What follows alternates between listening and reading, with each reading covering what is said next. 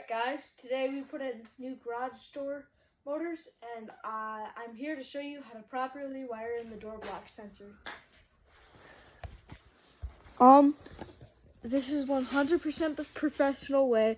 Everybody else will tell you to put it down where the door or stuff that actually gets hit goes, but no, that's just totally 100% the wrong way. This is the right way. Yeah, follow my channel for more 100% correct tips.